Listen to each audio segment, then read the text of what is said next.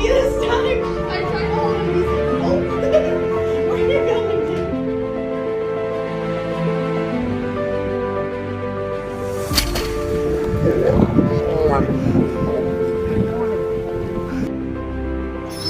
dude?